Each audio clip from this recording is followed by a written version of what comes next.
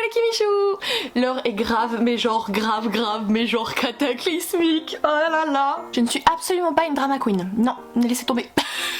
Pourquoi je vous dis ça?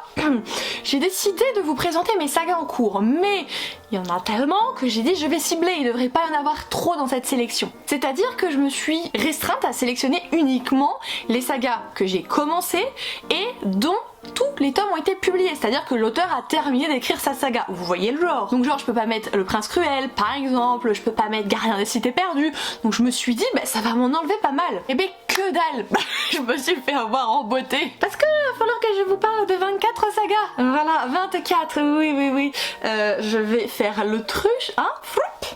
Donc ce qu'on va faire, parce que je pourrais pas vous faire des résumés pour tous les livres, c'est impossible, je vous donnerai les thématiques des livres au fur et à mesure, et ce qu'on va faire, c'est que je vais vous donner 2 raisons à chaque fois, et ce sera l'une ou l'autre. Des raisons qui expliquent pourquoi en fait j'en suis pas là, c'est soit j'ai une bonne excuse et je ferai ding, bonne excuse et je vous explique, soit je vous dirai que j'attends la 5 glagla et là je n'ai strictement aucune excuse, donc je ne pourrai pas m'étaler sur une justification qui soit possible et entendable parce que non, j'attendais juste la 5 glagla.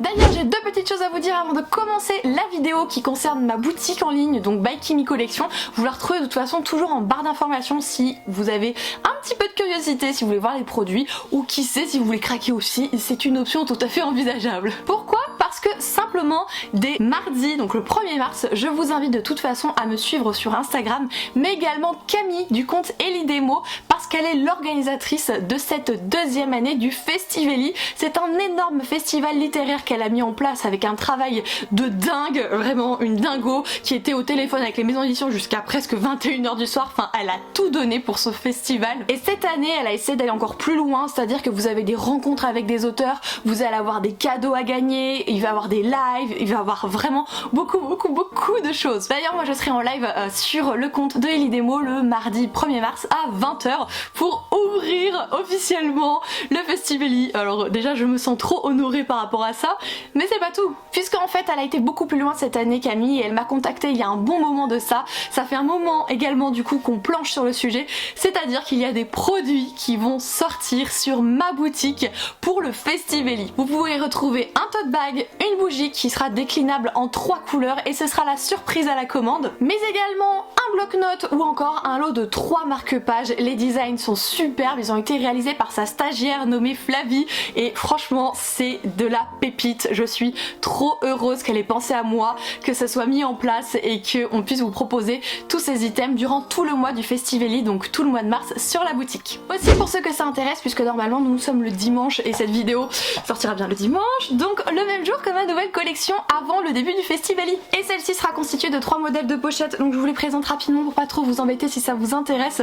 Vous avez le modèle lapin printanier, voilà, j'adore, ces petits lapins qui amènent le printemps et le beau temps, tout ça, c'est mon chouchou. J'avoue c'est mon chouchou. Celui-ci ça faisait très longtemps que je ne l'avais pas proposé sur la boutique, c'est un modèle avec un rebord, donc en fait elles sont beaucoup plus hautes et on peut les retrousser comme ceci avec de très belles petites chouettes dans des tons violets, enfin j'adore, donc bien sûr ils sont toujours disponibles en grand et en petit format sur la boutique. Et pour terminer cet instant auto-promotion, hein, il faut bien le faire, j'ai donc aussi préparé pour vous, enfin les petites mains de la boutique ont préparé pour vous les pochettes à livres de Pinocchio, voilà, dans des couleurs et dans des thèmes beaucoup plus adultes, avec bien sûr Monstro la baleine, les 2 voyous qu'on voit par exemple juste ici, enfin Pinocchio, beaucoup de choses qui rappellent ce conte d'enfance. C'est donc tout pour l'instant, je vous parle de ma boutique, venez chercher bonheur, on sait jamais, mais en tout cas vous avez toutes les informations puisque je peux pas forcément vous prévenir en temps et en heure sur YouTube, c'est pas évident, donc là j'en profite. Let's go, on commence du coup, c'est 24 bouquins et mon dieu que j'ai honte,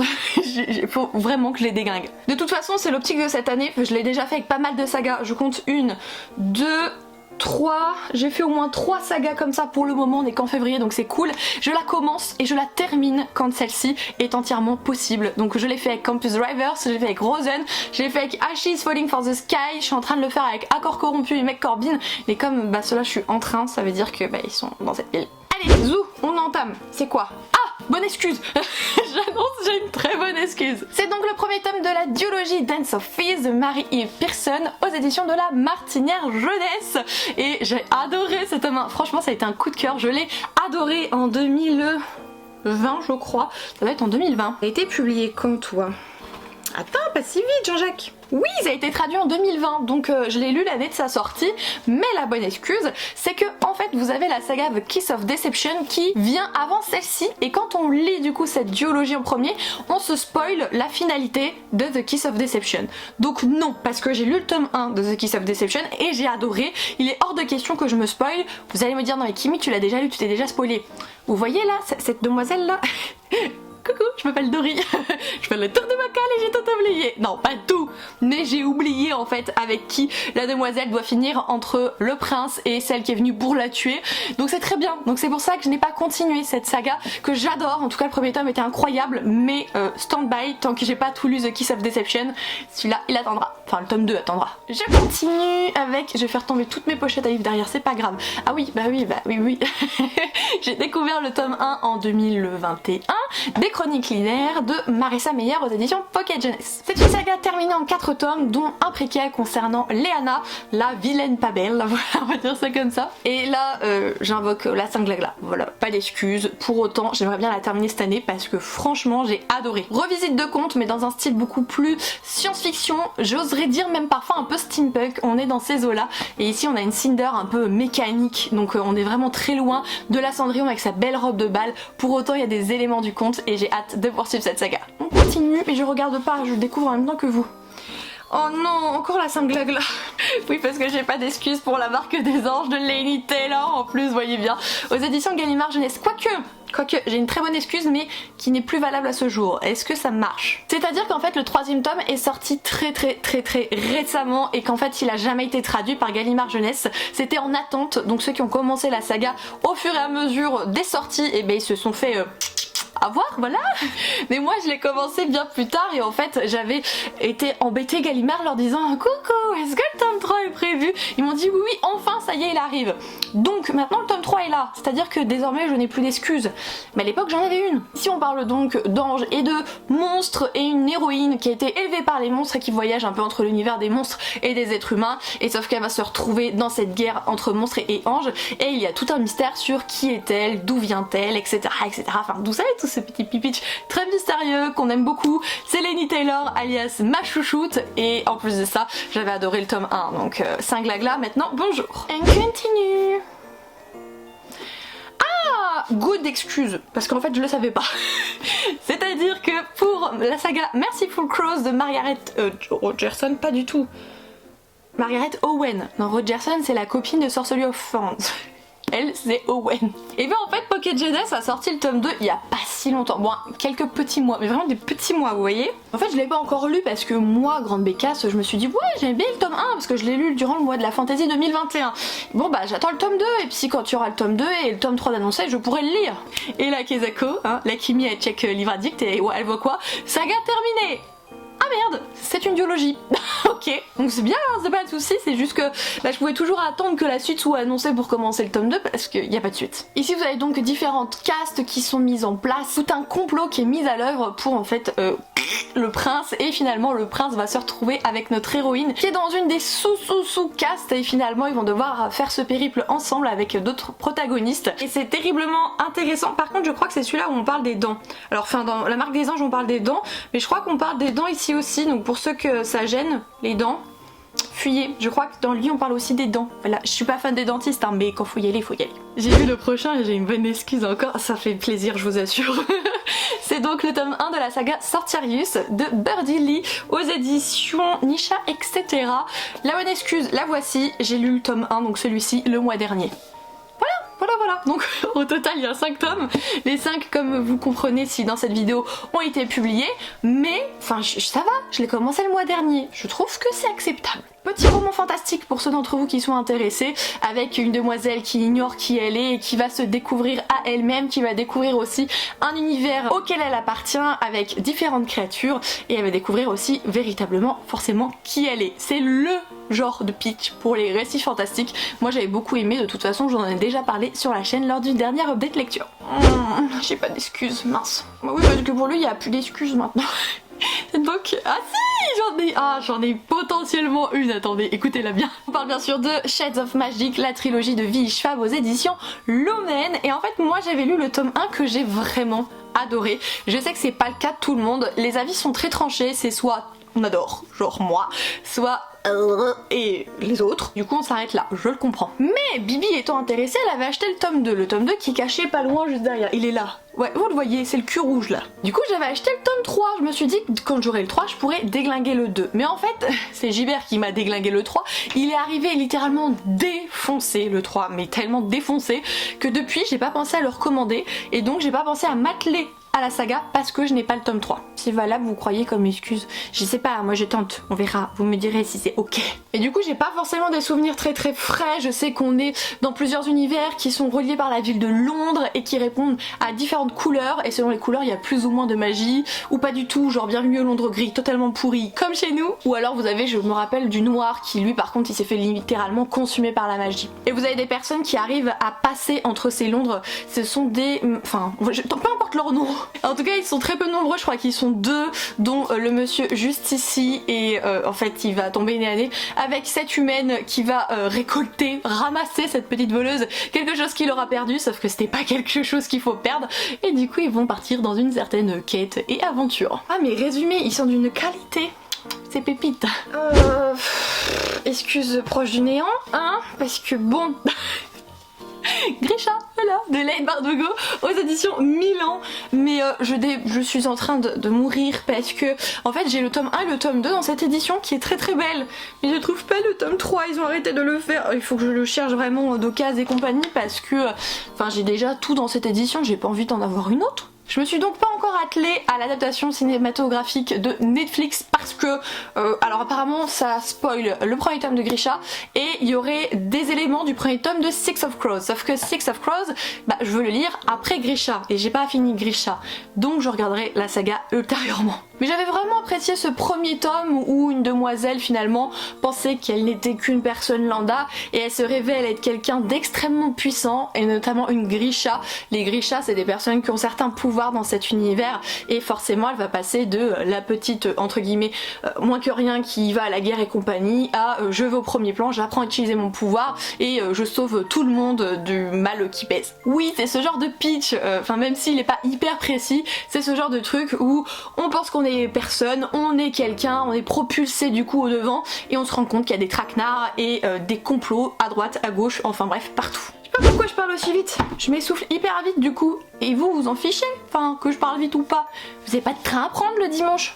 Quoique vous regardez peut-être pas cette vidéo le dimanche, vous avez peut-être un train à prendre en fait, c'est pour ça. Je me fatigue, vraiment je me fatigue. Franchement celle-ci c'est comme la marque des anges, je fais un effort parce que je l'ai quand même mis dans mon challenge de Roman Tessie, le tome 2, donc c'est la trilogie Ash Princess de Laura Sébastien aux éditions Albin Michel, collection Wiz.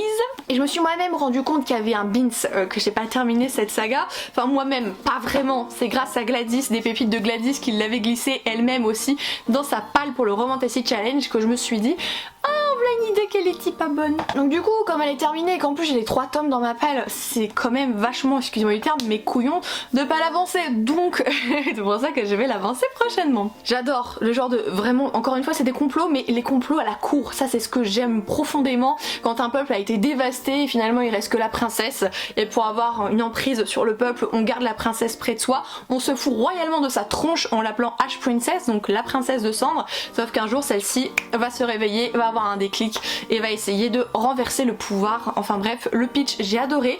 C'est pas le genre de fantasy qui casse 3 pattes à un canard quand on apprécie le genre, c'est vrai, mais comme vous savez j'ai pas un recul de dingue en tant que lectrice, donc moi ça me gêne pas du tout ce genre de pitch, bien au contraire. Franchement celle-là vous pouvez être clément hein, parce que je l'ai presque fini.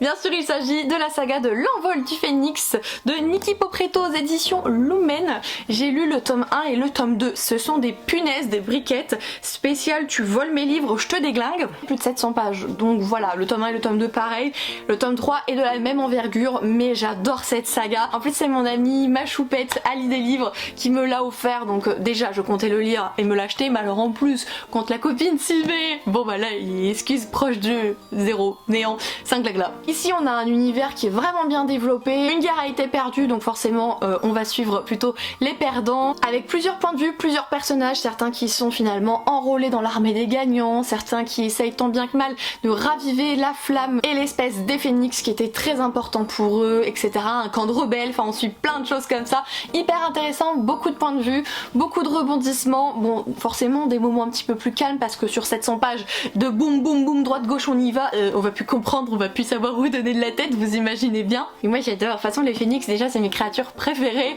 donc je suis proche de 0 quant à mon impartialité, hein. Ah vous avez envie de me taper, celle-là je suis sûre, mais bon. C'est donc la saga ACOTAR de Sarah J. Maas que je n'ai pas terminée, je n'ai lu que le premier tome, donc celui-ci, et même si je sais que c'est dans le tome 2 que vraiment les choses deviennent hyper bien, hyper explosives, hyper prenantes, et bien moi ce tome 1 je l'ai trouvé sympa, mais c'était pas, il n'y avait pas le truc, enfin j'ai eu quand même un engrenage, mais pas le truc de se dire je saute sur le tome 2 tout de suite quoi. Donc je suis désolée pour tous les fans d'ACOTAR, bien sûr je lirai la saga, vous en faites pas, c'est juste que j'ai pas eu ce petit truc qui a fait que j'ai voulu ouvrir le tome 2 de suite, donc j'ouvrirai quand je l'ouvrirai, voilà. Mais je suis quand même curieuse, bien sûr, en plus c'est une réécriture du conte de la Belle et la Bête, donc il m'en faut pas plus, mais bon. On verra quand ce sera fait.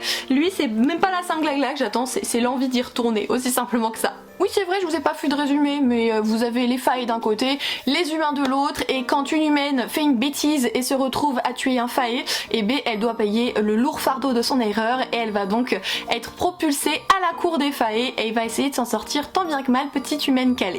Mon dieu mais les piles elles descendent pas, hein, c'est pas possible.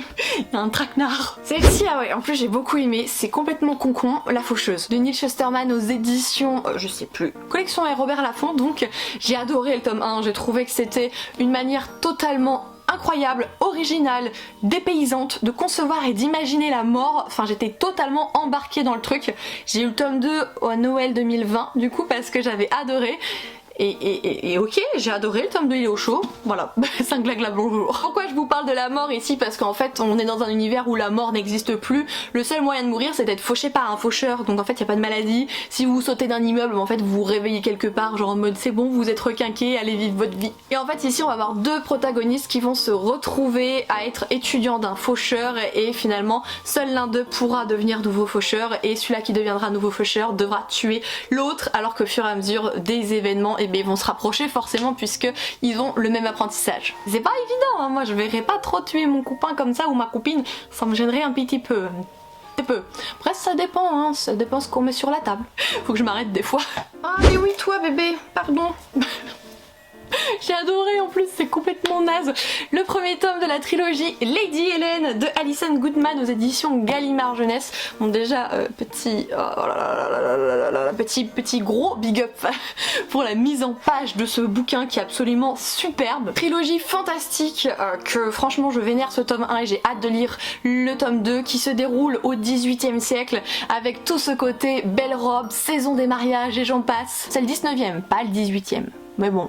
C'est belle robe et mariage quand même. Sauf que quand notre nénette elle croit avoir sa vie tracée devant elle et qu'elle se rend compte qu'elle a un don particulier et qu'elle appartient à un groupe de personnes qui grâce à ce don font en sorte de sauver les êtres humains, bah finalement on va être obligé de prendre part au truc quoi. Sauf qu'à l'époque, prendre part au truc, bon déjà c'est pas connu, personne n'est au courant, c'est un truc vraiment bis, mais au-delà de ça, quand vous expliquez que vous allez vous retrouver seul avec un homme par rapport à la mission, vous pouvez pas, vous avez pas le droit, vous devez avoir des chaperons, des trucs comme ça, donc c'est vraiment tout ce côté historique en plus dans l'univers fantastique, mais alors là qui fait que c'est vraiment une pépite, moi j'adore. J'ai le tome 2 dans ma palle, pas le 3 encore, mais bon, je pense que quand je lirai le 2, je m'achèterai le 3 en même temps. Bonne excuse. Je vous propose de continuer avec une saga très récemment terminée, donc bon, ça va, il y a pire. Il s'agit des Voleurs de fumée de Sally Green aux éditions J'ai lu, et si vous le voyez, il y a un marque-page. Oui, mais en fait, je suis une idiote, il n'y a pas d'autre mot, une grosse idiote. En fait à l'époque j'avais du mal à me concentrer quand j'ai commencé à le lire. Et bien sûr à l'époque, bon, en 1500 tant qu'on y est, c'est bien ça. Et bien en fait j'arrivais pas à me concentrer, il y avait trop de points de vue, trop de choses à assimiler. Ce n'est pas du tout négatif, moi j'adore ce genre d'univers, mais au moment où je l'ai lu, ça le faisait pas. Du coup depuis je l'ai mis de côté, mais je l'ai pas ressorti. C'est con. C'est très bête. Faut que j'arrête d'être vulgaire dans cette vidéo. En même temps, je sais pas, des fois je me dis que je dois vraiment être crétine parce que y a pas de bonne raison de ne pas avancer dans une saga quand elle est terminée, et non, qu'est-ce que je vais faire? Je vais en commencer une autre qui est en cours en plus, donc je ne pourrai même pas finir ou avancer comme je veux, ce qui sera très frustrant, mais la terminer, je ne l'avance pas, voilà. Alors là, si vous me demandez de quoi ça parle, je me souviens juste qu'il y a 5 points de vue, 5 persos. Vous en avez à la cour, vous en avez une qui est un peu une voyou pour essayer de s'en sortir et qui essaye notamment de récupérer la fumée des démons parce que ça coûte hyper cher au marché noir. Et un soldat, je crois aussi une princesse, enfin plusieurs personnages. En tout cas, c'est un espèce de Game of Thrones mais en young adulte. Et ça me paraît plutôt bien. Je sais pas si je vous l'ai dit, mais c'est une trilogie si ça vous intéresse. Et comme tous les livres que je vous présente, hein, si vous avez envie de les lire, tout a été publié. Hein, zéro frustration. Le retour des bonnes excuses. Ah bon, alors là, elle est très très bonne. Je l'ai fini pas plus tard que la semaine dernière, celui-là. Donc... Franchement, j'ai pas pu me faire les 5 tomes en si peu de temps, hein. Sinon vous avez plus de contenu ici, sur n'importe quel réseau, vous avez plus rien. Il faut se choisir dans la vie. Je vous parle bien sûr du coup de la saga McCorbin de Anne Bishop aux éditions Milady, saga de Beatlit, dont désormais je possède tous les tomes, hein. Je ne vais pas montrer quelqu'un ou quelques-uns des qui michou du doigt, mais le cœur y est, hein. Bien sûr je vous engueule alors que vous m'offrez des cadeaux, on marche sur la tête, tout est ok. J'ai adoré ce premier tome, vraiment génial, c'est pas le coup de cœur, mais j'ai adoré, j'ai passé un moment de lecture extrêmement plaisant. Faut que je m'arrête parce que l'update n'a pas été encore tourné, donc vous découvrirez tous les tenants et les aboutissants durant l'update lecture. Mais on est sur la Beatlit, donc c'est-à-dire avec beaucoup de créatures, donc vous avez des corbeaux, vous avez des vampires, des loups-garous, vous avez comme l'héroïne une Cassandra Sangu, je crois qu'on dit Sangu, une prophétesse de sang en fait, et elle essaye de s'en sortir une fois qu'elle a fui le couvent des prophétesses et elle tombe dans un enclos des autres qui sont du coup toutes les créatures. Eux ils tolère les humains, mais bon, faut pas non plus déconner. Et elle va essayer de refaire sa vie là-bas en tant qu'agent de liaison, sauf qu'elle ne connaît rien à la vie, donc c'est assez épique, je dois dire. Celle-ci, je vais bientôt la terminer. De toute façon, oui, j'en suis qu'au tome 1, mais enfin, j'adore, donc je vais la bouffer.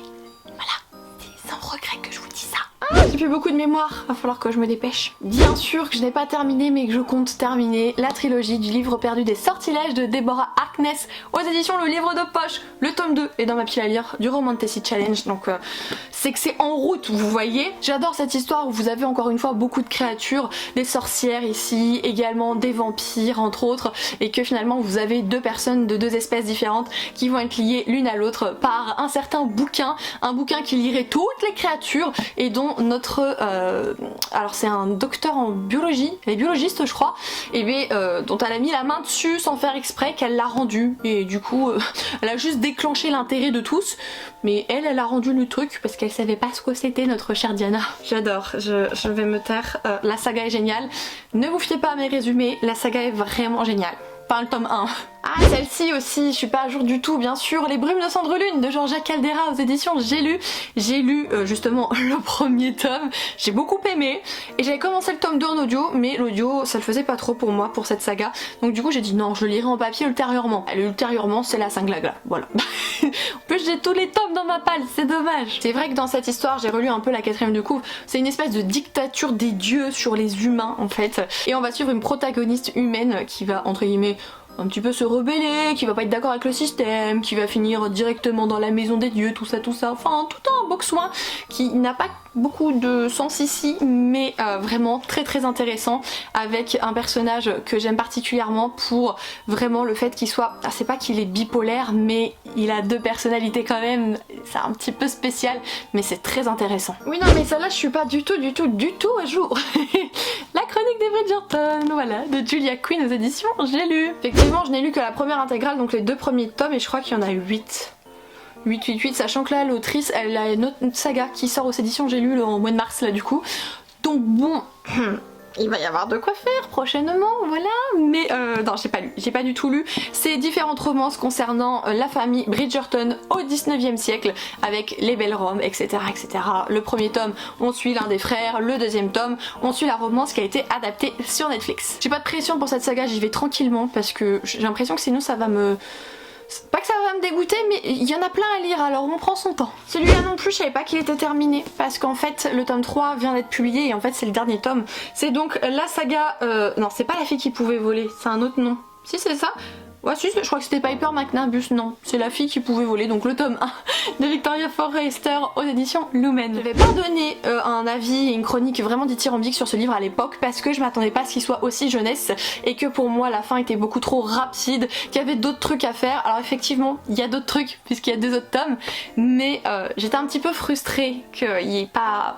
Peuple, c'est dommage, mais je voulais quand même lui laisser sa chance. J'ai le tome 2 que j'ai reçu par la maison d'édition qui m'attend sagement, et puis quand je serai à jour je pourrai lire le tome 3. Petite jeunesse avec une demoiselle qui a le pouvoir de voler, qui a toujours caché son pouvoir et qui finalement un jour va révéler son pouvoir, va aller dans une école où d'autres enfants ont des dons et là-bas il va se passer de drôles de choses. Vous avez peut-être un tout petit peu bougé puisque j'ai dû changer de carte mémoire puisqu'il y a des rushs d'un vlog présent actuellement qui n'étaient pas prévus, et comme je n'arrête pas de recevoir des petits présents, hein, je filme au fur et à mesure et je n'ai pas vidé la carte mémoire pour cette vidéo. Encore une fois, je suis une grosse ignorante, voilà, puisque j'ai envie de vous parler de la saga Violette sur le vent de Paul Martin et JB Bourgeois aux éditions Sarbacane. C'est un jeunesse que j'ai adoré, mais sérieusement adoré. Il est illustré de partout.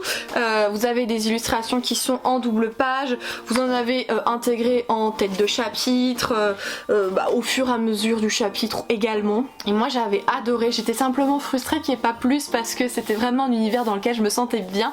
Et en fait j'avais rencontré en 2000 combien, attendez, peut-être que c'est daté là ce qu'ils m'ont fait. Bon bah c'est pas daté, mais c'est pas grave, j'avais rencontré du coup l'auteur et l'illustrateur pour ce bouquin lors du salon du livre de Montreuil et ça a été une rencontre absolument incroyable. J'ai jamais autant rigolé avec des auteurs, c'était quelque chose. Et je leur demandais justement mais est-ce qu'il y aurait pas un tome 2 et tout, et ils m'ont dit non mais c'est possible que ça va arriver doucement mais sûrement. Je pense que la Covid a un peu tout décalé aussi. Et le tome 2 est sorti en octobre en fait et c'est le dernier tome de cette saga. Donc je sais pas pourquoi je l'ai pas vu, hein, voilà.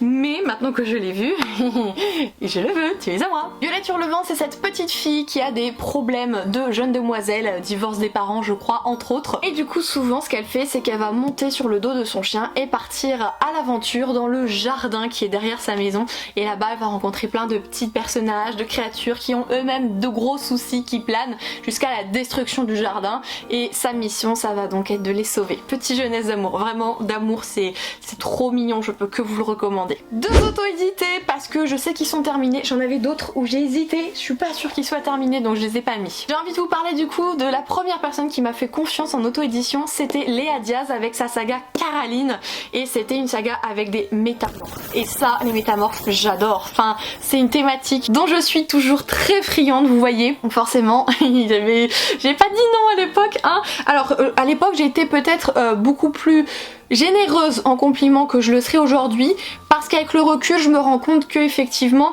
il y avait pas mal de petites coquilles, mais ça n'empêche que la trame de l'histoire, le fond, les personnages et bien sûr l'intrigue, mais tout ça j'ai adoré. Après je crois que c'était son primo roman donc forcément je le comprends et je suis beaucoup moins dure. Il y a des lecteurs qui ne peuvent pas s'adapter en fonction de ce genre de choses.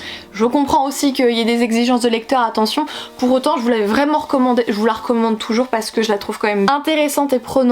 Mais voilà, si vous avez des exigences très hautes dans la qualité d'écriture, ça peut peut-être vous gêner, mais moi ça m'avait pas du tout bloqué, bien au contraire. J'avais passé un très bon moment de lecture. Et le tome 2 est donc sorti depuis le temps, elle me l'avait fait parvenir Léa et c'était vraiment adorable à elle. J'ai vu qu'elle sortait une nouvelle saga là en plus présentement, j'ai dit oh punaise, et ça m'a fait rappeler que j'avais pas du tout terminé la sienne. Et ici on y suit donc une jeune métamorphe qui essaye de se tenir tranquille, c'est-à-dire qu'elle ne souhaite pas participer à toute cette activité un petit peu surnaturelle, elle essaye de se faire passer pour une personne lambda. Sauf que lorsqu'on fait ses études dans une ville où se concentre la plus grande majorité des créatures surnaturelles, ça va être très compliqué de pas prendre part à l'histoire. J'ai quand même eu un certain nombre d'auto-édités et je vous avoue que celui-là j'ai trouvé très original, donc forcément je ne peux que être heureuse de glisser dans cette vidéo pour vous en parler, bien que je n'ai pas fini la saga, on ne dira rien. Le deuxième auto-édité dont je vais vous parler, c'est donc celui-ci, à savoir La Cité des Centaures de Lucille Chaponnet. J'ai reçu le tome 2 également de la part de Lucille, il y a je n'assume pas, il y a un certain moment, voilà tout. Et j'avais encore une fois passé un très bon moment de lecture, c'était plaisant, j'aimais beaucoup le personnage principal, l'univers dans lequel elle se retrouvait malgré elle, quasiment propulsée dans la haute société, bien qu'elle reste une servante à ce moment-là, mais elle part des bas-fonds. En fait vous avez une ville très concentrique, plus vous allez au centre, plus ça veut dire que vous avez de l'estime, en tout cas que vous êtes estimé et précieux dans la société, et ce prestige passe par des pouvoirs, etc. Cette demoiselle va se retrouver retrouver embriquée dans tout ça. Lucie Chaponnet écrit beaucoup de romans, il y a d'autres sagas en cours, j'en ai une d'elle, j'avais participé à une campagne Ulule, c'est Les Plaines du Vent, et actuellement elle travaille encore sur autre chose. Enfin, c'est une autrice qui essaye de vivre de son travail, de ses livres, et forcément du coup elle produit beaucoup de contenu là-dessus. Elle est très intéressante à suivre, très gentille aussi, donc pourquoi pas vous pencher un petit peu là-dessus, tout comme moi qui devrais lire le tome 2. Courage, il en reste plus que 3, autant pour vous que pour moi, parce que là je suis au bout du bout. J'ai envie de vous parler du coup de la saga du poids de l'océan de Heidi Cullinan aux éditions Bookmark. C'est un MXM et là du coup j'annonce la Saint-Glagla, voilà. Bah en fait les deux d'avant aussi auto-édités c'était la Saint-Glagla, ouais. Il y a beaucoup de Saint-Glagla ici. Je sais pas ce qui se passe. On est sur une romance entre deux jeunes hommes et on parle également ici de santé mentale, de dépression, de tentative de suicide, de handicap, enfin bref, ça aborde vraiment beaucoup de notions qui, même si je ne suis pas concernée, j'ai l'impression que c'est fait avec une justesse énorme. Donc si c'est quelque chose que vous recherchez dans de la romance un petit peu contemporaine, avec quand même ces sujets qui peuvent vous trigger, c'est pour ça que je les ai précisés, n'hésitez pas, ça peut être chouette. Le tome 2 du coup est déjà sorti, comme vous vous en doutez, et en fait c'est une duologie, il est beaucoup plus petit le tome 2, alors déjà lui il fait 350 pages mais je crois que le tome 2 il tape même pas les 300. On retrouve une bonne excuse. Nanana, nanana. Mais oui, parce que celui-là je l'ai commencé fin janvier, donc forcément j'ai pas lu toute la saga. Il s'agit de Accord corrompu, le premier tome de Kelly Sinclair aux éditions Bookmark, et forcément là j'ai une excuse en béton, alors je suis là genre en mode ah ça fait plaisir. Alors là je suis désolée, hein. Je vous aime profondément mais je peux plus faire de résumé de lui, je n'en peux plus. Je n'en peux plus, je le fais dans quasiment toutes mes vidéos en ce moment, donc je ne dirai plus rien sur Accord corrompu. Parce que rien que là en ce moment je suis en train de lire le tome 2 dans le vlog, donc je vais en reparler dans pas longtemps. Je sature, mais très très intéressant, très bonne entame, personnage très intriguant avec du meurtre, une réflexion sur qui a tué, qui a pas tué, beaucoup d'intrigues de complot, on passe d'une cour à une autre, enfin ce genre de petites choses hyper sympathiques, voilà. Et là forcément j'ai une grosse pensée à ma Ladyza qui m'a offert du coup 2 autres tomes de cette saga. Tiens, enfin février vous avez craqué votre stream, il n'y a pas d'autre mot. Et le dernier, mais pas des moindres, parce que là, vous voyez, je suis un peu gênée de vous le montrer. Bon, vous l'avez vu, je peux le ranger. Oui, j'ai toujours pas avancé dans Harry Potter, voilà. C'est mal, c'est très mal, puisque j'aime profondément cette saga à l'écran, que j'ai déglingué, voilà, vraiment déglingué, torché, illustré, tout ce qu'on veut. Mais j'ai lu que le tome 1 en papier, donc à ce niveau, c'est même plus la Saint-Glagla que j'attends, c'est, je sais pas, le 36 du mois ou un truc du genre. Est-ce que je vous dirais pas un petit mot là-dessus, parce que on essaye de me tomber dessus par derrière des fois. Donc du coup, au bout d'un moment, s'il faut que je redise les choses 20 fois sur la chaîne, et bon, on va les dire 20 fois, hein. Je vais vous montrer un livre écrit par J.K. Rowling, une autrice problématique, oui. Est-ce que ça veut dire que je tolère ses propos? Non. Est-ce que ça veut dire que je vous incite à la lire et que je vous incite à être d'accord avec ses propos? Non plus. J'aimerais bien que des fois on fasse un petit peu la part des choses quand on parle d'un roman et vis-à-vis de lorsque on est d'accord ou non avec les propos d'une personne. Enfin, c'est quelque chose qui me dépasse totalement, ce genre de comportement. On a 2 écoles, 2 maisons, je le comprends totalement. Vous avez ceux qui arrivent à dissocier et qui pour eux c'est normal de dissocier l'artiste de l'art, et ceux qui n'y arrivent pas. Je respecte les 2 points de vue, je les respecte. Par contre, ce serait bien que les personnes des différents points de vue se respectent aussi les uns des autres en fait. Il n'y a pas de tyrannie, il n'y a pas de persécution. Enfin si on essaye, alors moi je suis quelqu'un entre guillemets qui a du répondant donc je réponds, mais au bout d'un moment quand je ne répondrai plus, je ne répondrai plus. Si avoir déjà suffisamment parler de ça sur la chaîne, que ce n'est pas parce que je lis du Harry Potter que je suis d'accord avec les propos homophobes de l'autrice. Petit aparté terminé, hein, j'en parlerai plus pendant un petit moment encore, jusqu'à ce qu'on va peut-être me repéter les cacahuètes en me disant non mais c'est pas normal, tu montres un livre de J.K. Rowling alors que tu parles même pas de ses propos, tu veux pas en parler, machin. Au bout d'un moment, on va pas tourner autour du pot sans temps, j'en ai déjà parlé.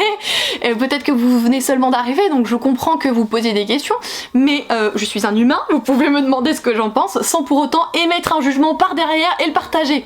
Voilà, on finit sur une petite note très positive. Non mais franchement ça va, hein. je suis pas vexée, loin de là. Alors sur le moment j'ai été un peu chafouin parce que je déteste les personnes qui se permettent en fait de prendre des mots, de les citer hors contexte et de ne pas mentionner la personne et que derrière il y a tout un tas de discussions ou de débats. Enfin moi je suis quelqu'un qui assume ses propos, donc en fait quand il y a quelque chose il suffit de venir me voir, je suis un humain, je ne mords pas, loin de là. Je suis quelqu'un qui est beaucoup dans la discussion, que ce soit dans les réseaux sociaux ou dans la vie en général. Je ne supporte pas les conflits, j'ai besoin d'en discuter avec quelqu'un, mais alors quand c'est quelqu'un vous font ça derrière le dos, enfin... Voilà, je pense qu'il y a un minimum de respect et de politesse à avoir. Je ne suis pas du tout fermée au débat, je respecte tous les points de vue, sauf ceux-là des homophobes. Je les respecte pas, par contre ceux-là j'avoue. Je peux pas être parfaite, hein. Mais voilà, je suis pas fermée, mais les choses doivent être faites dans le respect, et la politesse, c'est pas plus compliqué que ça. C'est bon les kibichous, j'ai terminé de vous embêter un petit peu avec tout ça. On a abordé beaucoup trop de livres ici, c'est un truc de fou, j'en ai partout.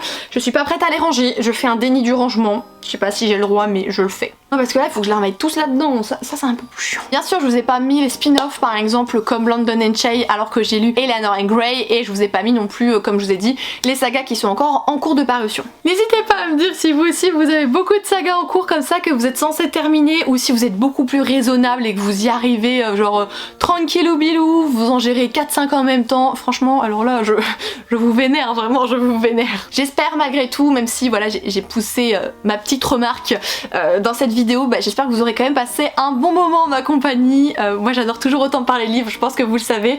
Je suis contente, ça m'a remis un petit peu aussi les idées en place concernant les sagas sur lesquelles je dois avancer, acheter les tomes, les terminer, etc. C'est pas plus mal. Je n'ai pas eu le temps de le faire pour ce dimanche, donc ce sera pour mercredi la vidéo des sorties littéraires. Je suis désolée mais je fais comme je peux, et je vous retrouve du coup comme convenu mercredi prochain pour la vidéo des sorties littéraires. D'ici là surtout prenez soin de vous, c'est super important, et je vous fais du coup plein de gros bisous et on se dit à très bientôt. Ciao tout le monde!